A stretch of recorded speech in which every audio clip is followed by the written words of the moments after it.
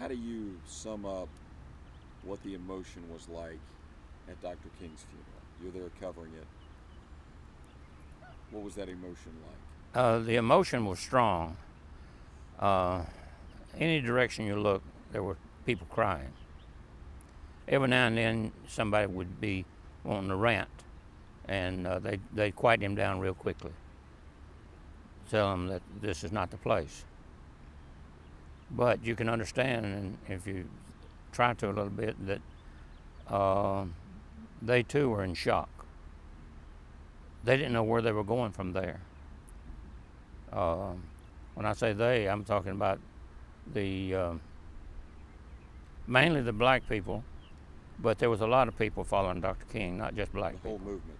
Absolutely. Yeah. They saw things that needed repairing, things that need changing, and that's what they were after. How did they get, move forward past that after it was over? Well, they went through, I think, several different ones looking for a leader. Yeah. And there just wasn't a leader to bring everybody together. There were several small pods with their leader, but nobody could match Dr. King. How important is it for us as a country to remember the things that he said and the life that he lived and what he stood for? I think it's very important. See, I was raised right here in this little town. And I've got a lot of friends here. And they fully respect me and my position that I chose to take when I took the job with CBS. I got tested a few times in different places like Mississippi during the Poor People's March by citizens over there that would threaten bodily harm or want to know what the blankety blank I was doing there. They would threaten you. Oh yeah. Oh just yeah. for being a photographer following this. That's right. Just being for the photographer, for being white and being out there at the same time. Although I wasn't doing any demonstrating by any means. Yeah. I was doing my job. They felt like it didn't need to be covered. I think the biggest thing was they didn't want to be covered doing what they wanted to do. See, a lot of them want to do a dastardly deed or throw a brick or whatever. Yeah. But if the camera is active or you're close to it, they think twice. And I guess that speaks to the importance of, regardless of what the story is, but especially when you're talking about a movement like that, the importance of having that coverage and letting people know what's going on. Well, we felt we really had a job to do, but we took our job very seriously on every assignment. It didn't have to be Dr. King. If we had an assignment, it was worth covering or we wouldn't be there. And it was worth covering correctly. One of the worst things you could do back then was stage a picture or change something some way or another from what it would have been if had you not changed it. If the man was supposed to feed his dog at 5 o'clock, you asked him to wait till 6 because you wouldn't be there. Taboo. Yeah. Not, boy, Walter Cronkite wouldn't have that. Yeah. But that was real. We were very serious about the news industry. I'm not saying everybody's not now. We got some nowadays that aren't, but I won't go down that road. So what you got? Get me back on the track here.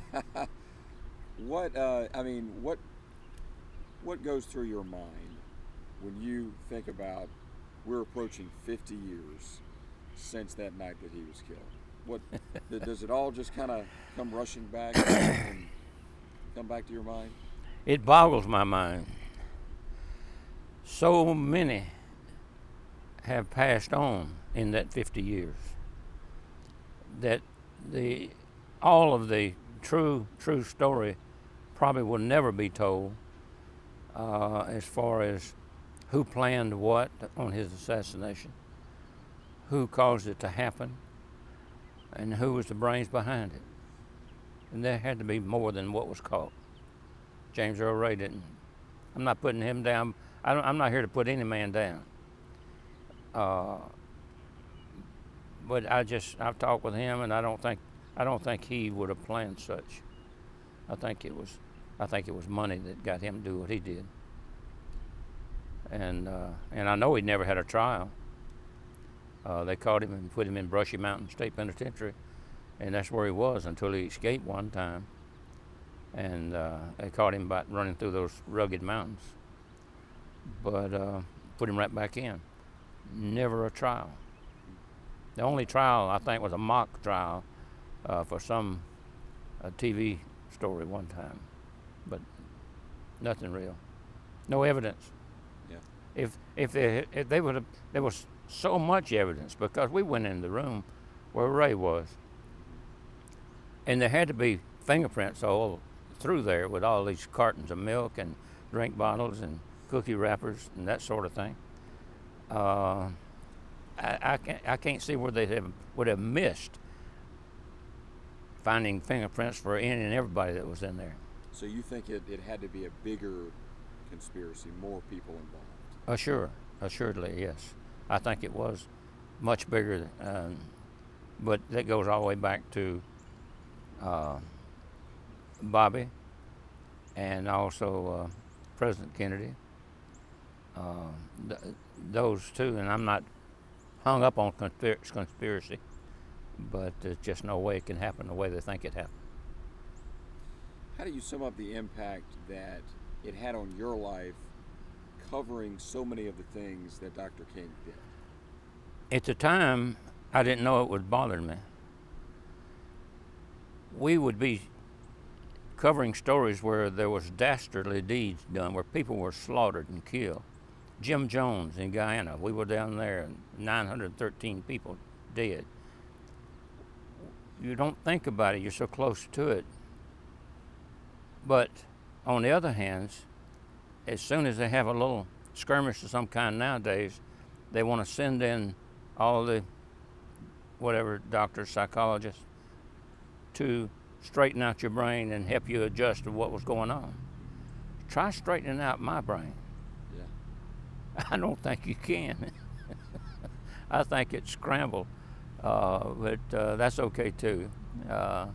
I wouldn't take anything for being able to go back over some of the stories and the historical places that it afforded me to witness and bring back to and give to the public. And that's the greatest joy of being a journalist, is keeping them up to date with what's going on. Like I said, if the story's important enough for you to go cover, my gosh, cover it, and let the people enjoy what you saw, or either they can dislike it, whatever their case is, but at least let them get the truth out of it, you know. Do you have a favorite story or favorite memory of your time with Dr. King? With Dr. King, yes, we had one little word battle, he and I, not really a battle, but we were walking down the sidewalk over in Charleston, South Carolina, after Dr. King had spoke at the nurses' strike over there. They were trying to raise money for the nurses. They were way underpaid.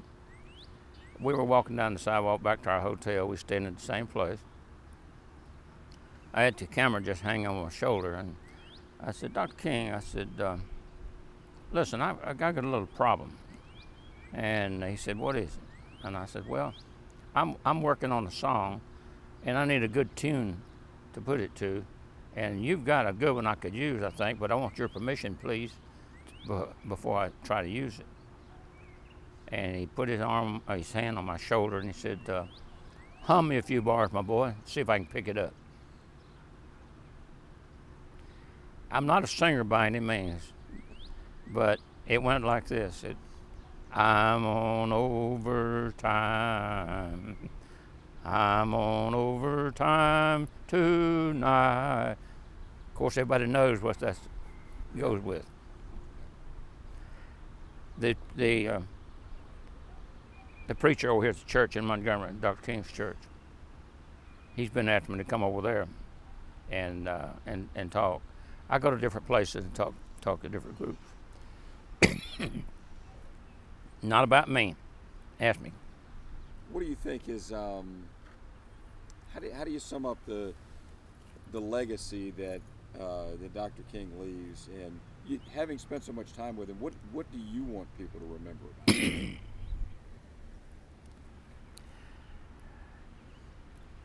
He's the one that really helped me to realize that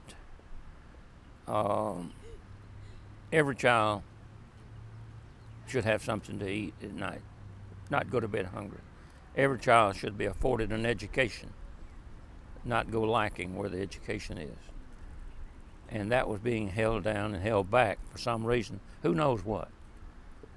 I'm glad it was brought to our attention, because it was my attention just like everybody else's. I was just as guilty as anybody else, not even knowing it, not even thinking about it. Being raised right here, my next door neighbor, is and was black. We didn't think about it.